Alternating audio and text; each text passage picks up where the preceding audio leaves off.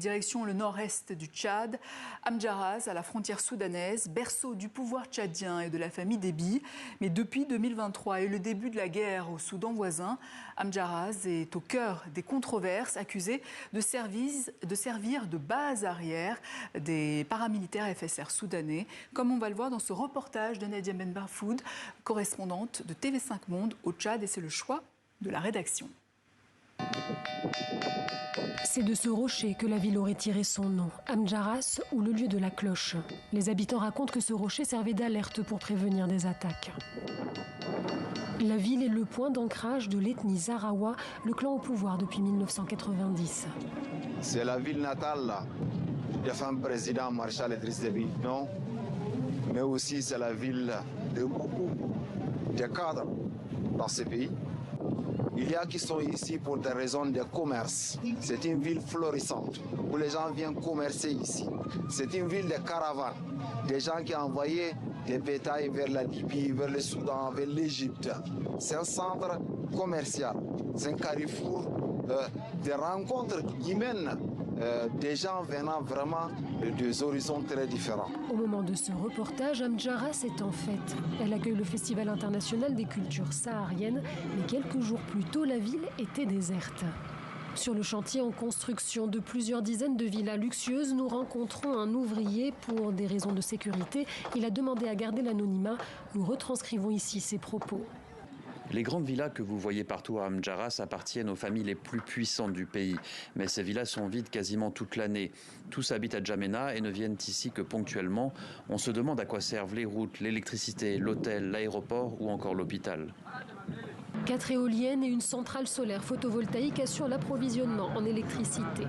Un aéroport international a été inauguré en 2022 et construit selon les autorités pour désenclaver la région et attirer les touristes. Mais d'après un rapport présenté au Conseil de sécurité de l'ONU en janvier 2024, cet aéroport aurait servi de point de passage pour la livraison d'armes émiraties aux paramilitaires FSR au Soudan. Des accusations plusieurs fois rejetées par le pouvoir tchadien. Et puis la coopération avec les Émirats arabes unis s'étend à d'autres domaines, celui de la santé notamment. Les Émirats ont offert un hôpital de campagne ainsi qu'un hôpital mobile fermé après de multiples accusations. Le personnel médical émirati aurait soigné des combattants FSR. Beaucoup de militaires, ce que peut-être les gens ne savent pas, des deux camps, parfois blessés, viennent, ils sont accueillis. Donc on a intérêt que la paix revienne au Soudan et non pas que la guerre s'envenime. Ici, il y a des combattants des deux camps qui viennent se faire soigner à l'hôpital d'Amdjaraz, c'est ça? Non, ce n'est pas ce que j'ai dit. Je dis que sur les plus de 1000 km de frontières, vous avez des villages, des populations des deux camps qui y vivent. Et en fait, c'est parfois les mêmes populations. C'est juste le tracé colonial qui les a divisés. Et lorsque maintenant il y a des gens, des blessés, on ne voit pas la couleur. Amdjaraz se trouve à une bonne heure de piste de la frontière soudanaise, fermée depuis fin février à cause d'incursions répétées par les belligérants du conflit soudanais.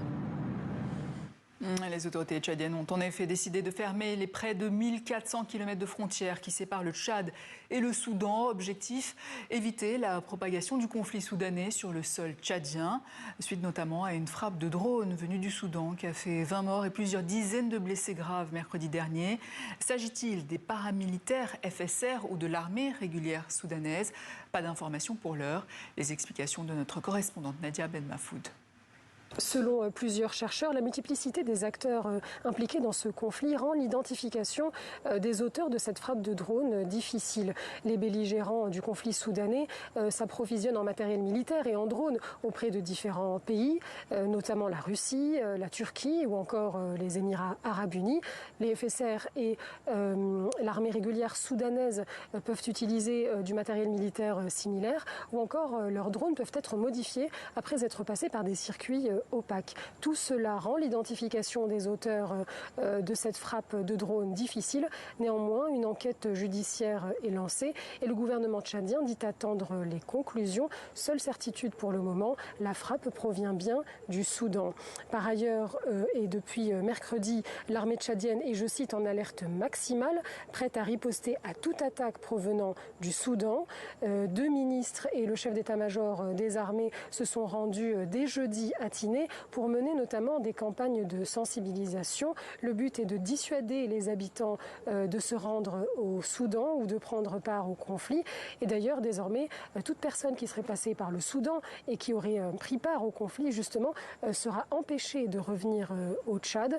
Et puis, l'armée est principalement postée autour de Tinné et cette armée attend le feu vert de N'Djamena, selon une source militaire, pour mener une offensive contre le Soudan voisin.